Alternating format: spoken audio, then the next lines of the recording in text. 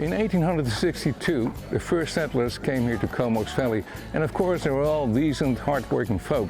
But there's crooks and criminals everywhere, so you had to learn how to defend yourself. And where can you do that better than on a shooting club like this?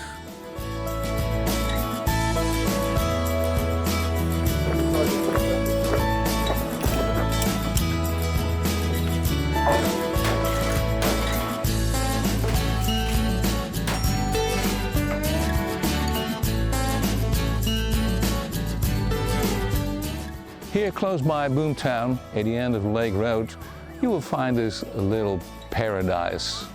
And that's why they call it their own little Lake Louise. Unbelievable. And what a great picture might this be for our next painting. So let's create a masterpiece.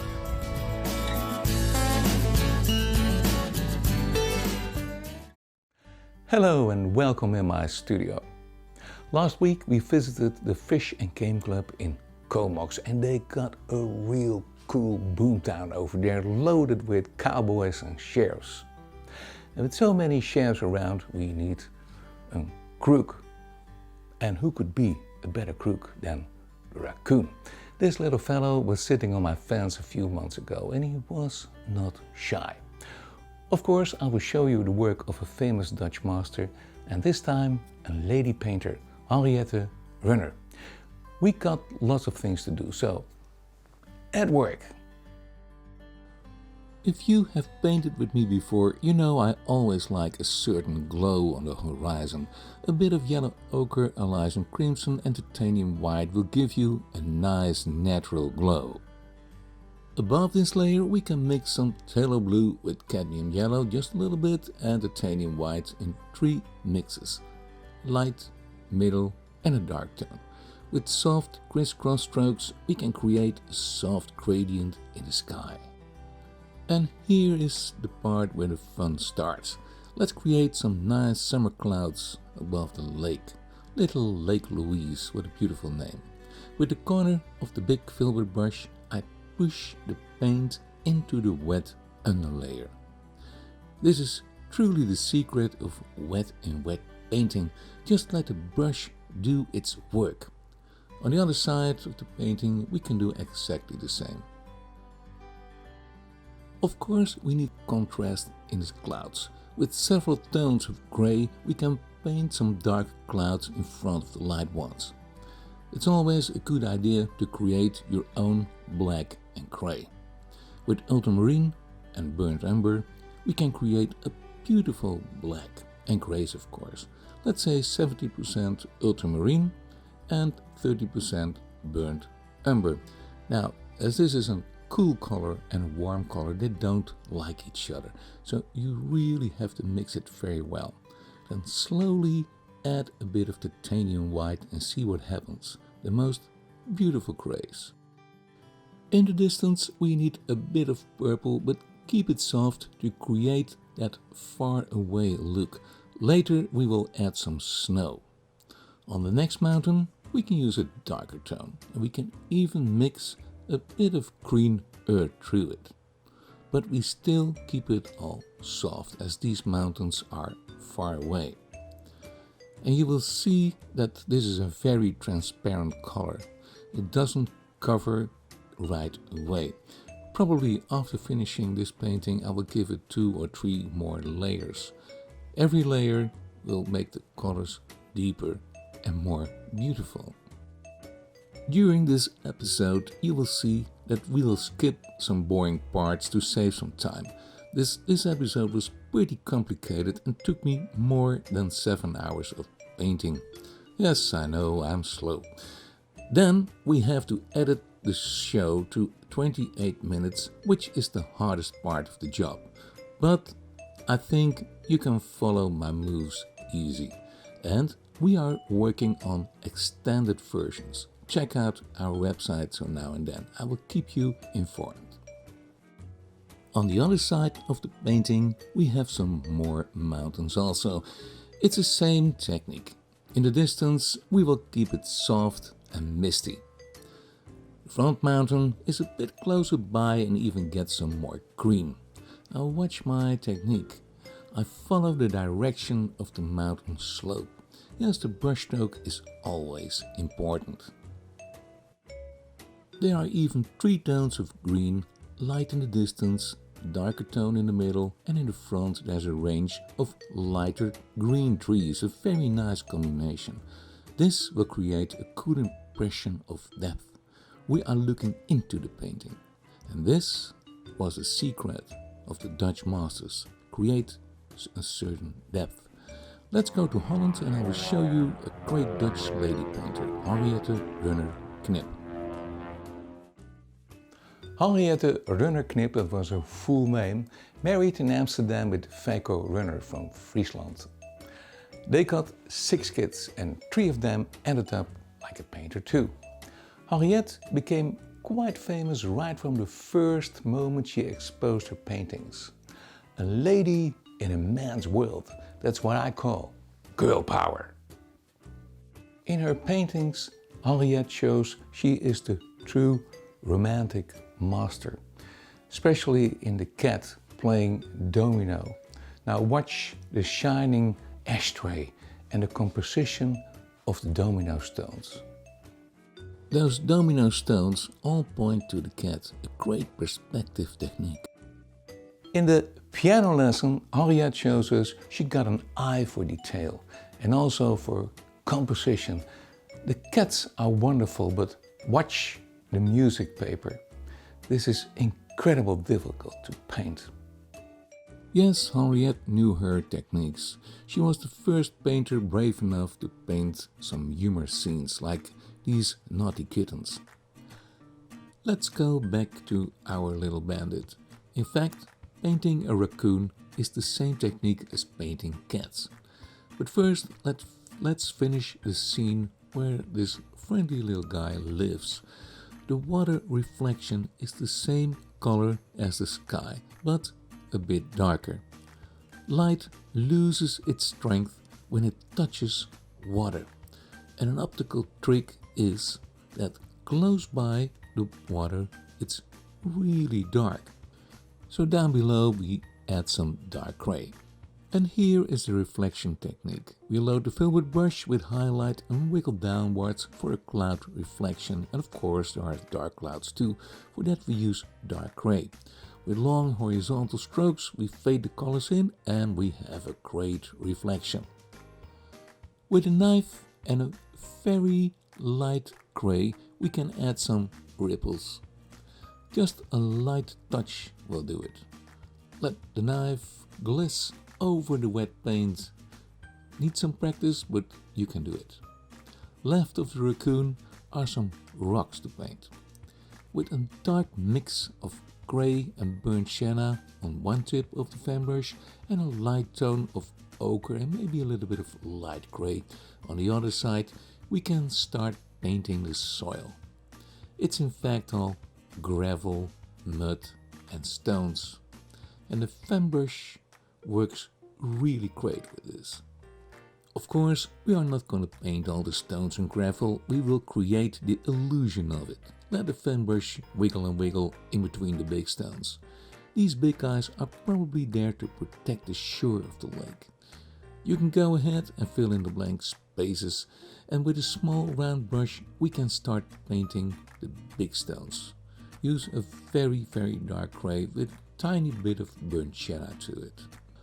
After filling in the edges, we can paint the upper layer with a middle tone gray. We can also add a bit of yellow ochre tone to the surface too. You don't have to be very precise. After all, it's just rough stone.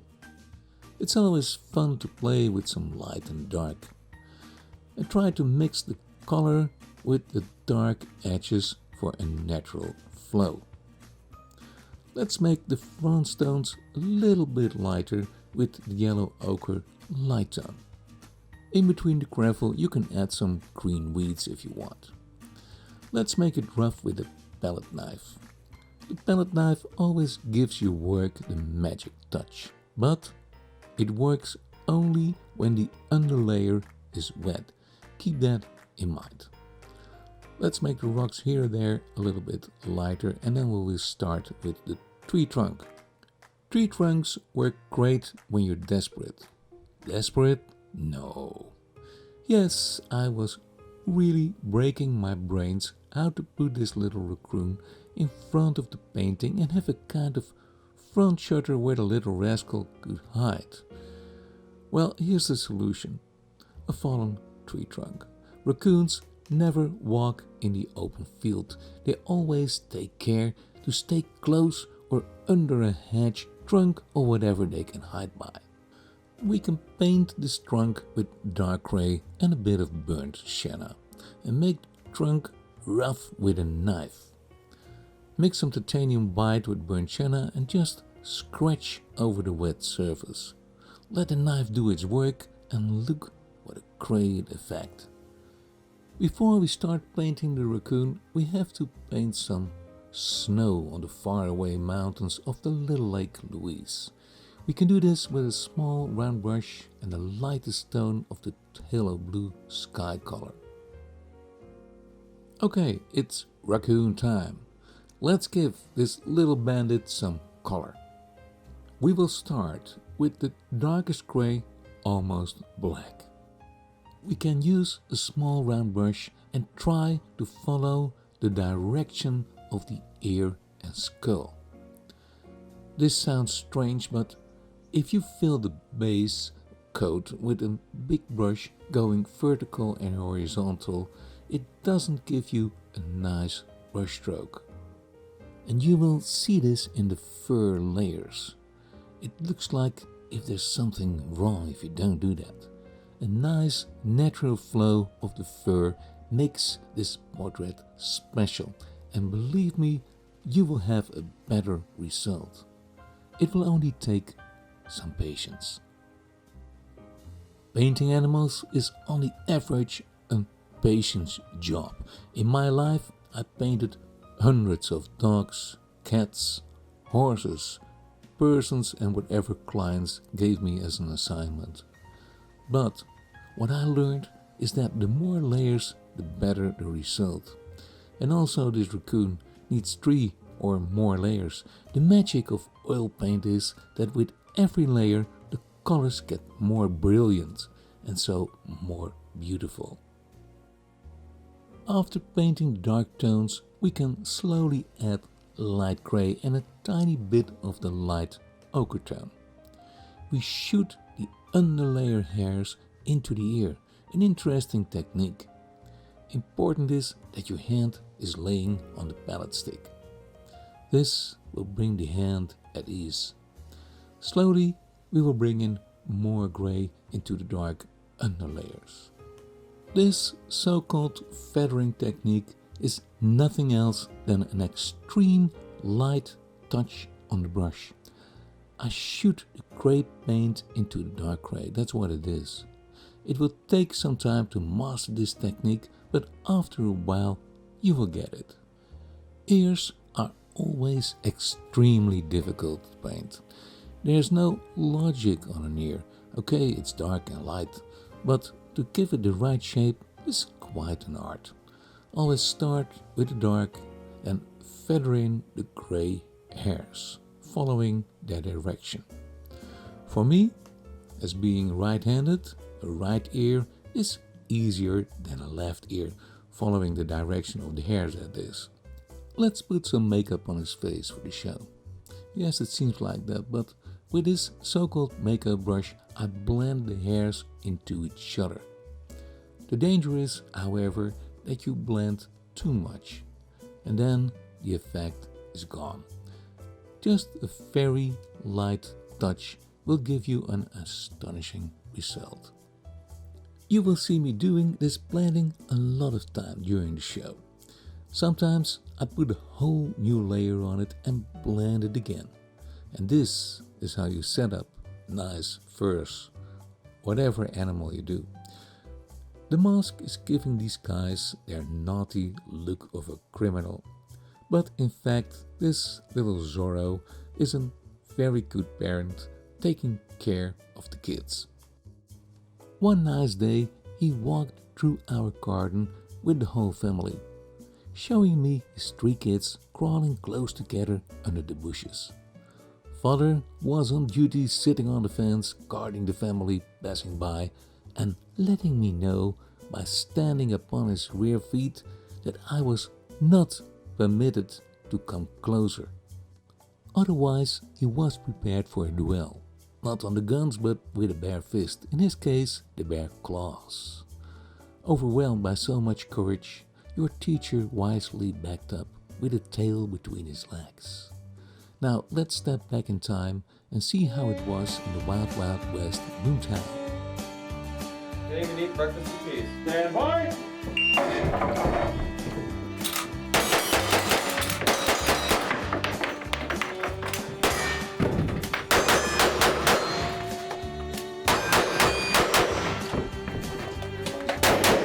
So,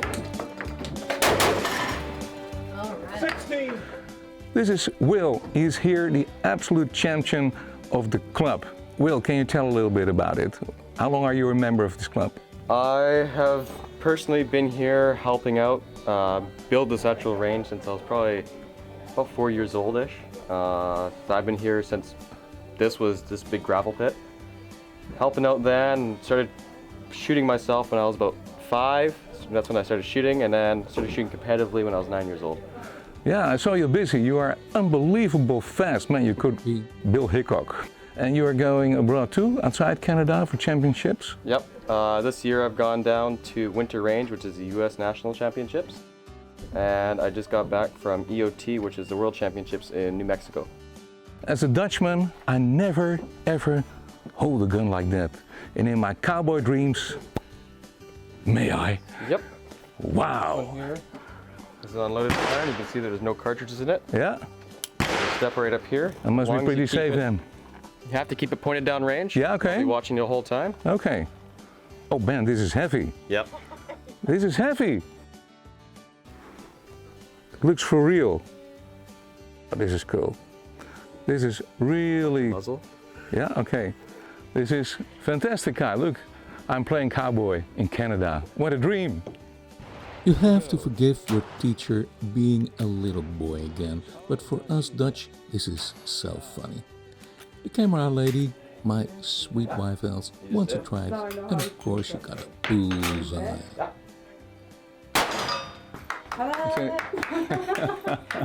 Boomtown has its own Boot Hill.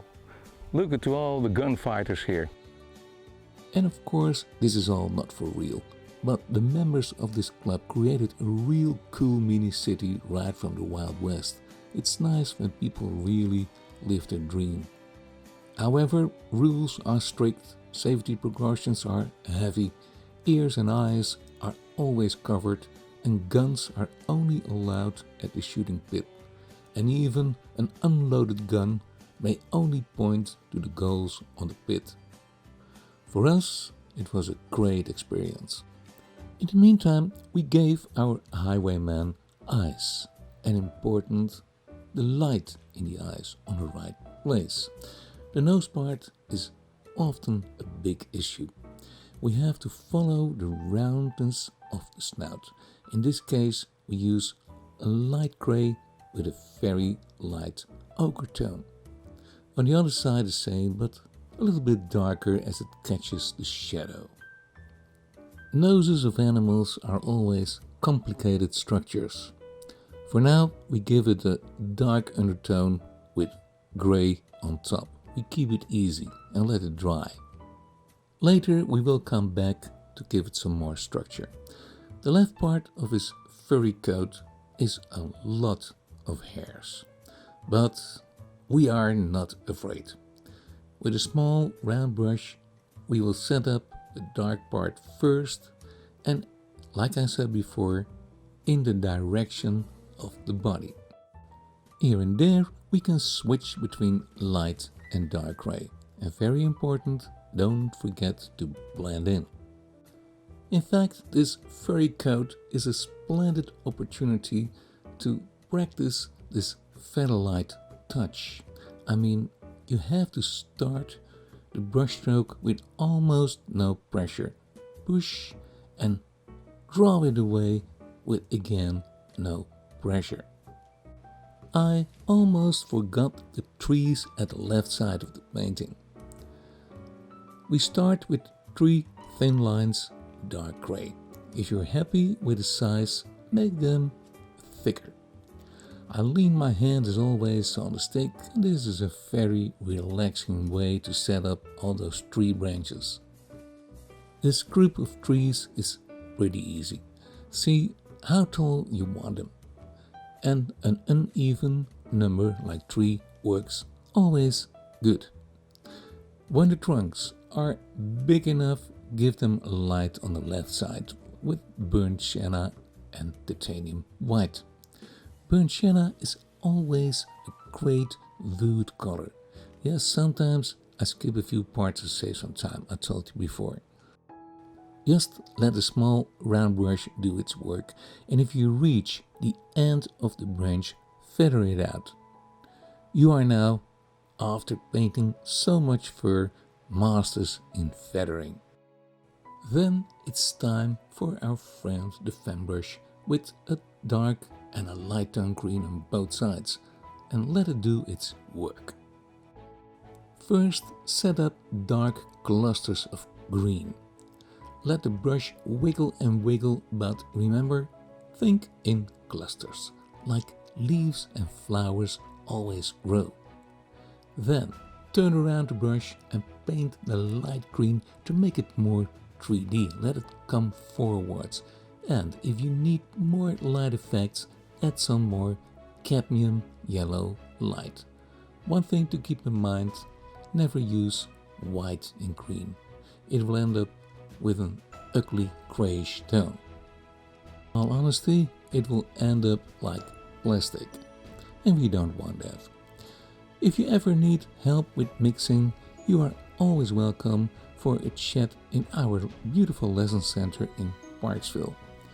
As you know by now, I donate all my paintings made for these shows to the North Island Wildlife Recovery Center in Coombs, a fantastic place where wounded and abandoned wildlife gets a second chance. And you will meet Knut and his little friend Ray playing in their private paradise. And of course, you will see all the other animals and they will be so happy to see you. Thank you for your support. Let's add more light to the fur. We can use the lightest gray tone and the lightest yellow ochre tone. Slightly mix that is, not completely. Then we can use a small round brush to feather it in. Be careful that you don't go everywhere. Just place it where it's necessary, like the ears and of course above the eyes. And look what a great effect. Let's put some more above the eyes and a bit above the skull too. The blender is always great for an in-between blending. It will make the fur more natural. You will understand that we blend with no pressure at all. Otherwise, your fur will end up in mud. And important too, follow the direction of the fur. It will give the raccoon a beautiful shiny coat. This fur coat is a wonder of nature. It protects in wintertime, isolating the body, and it cools down the body in summertime. Isn't that a miracle?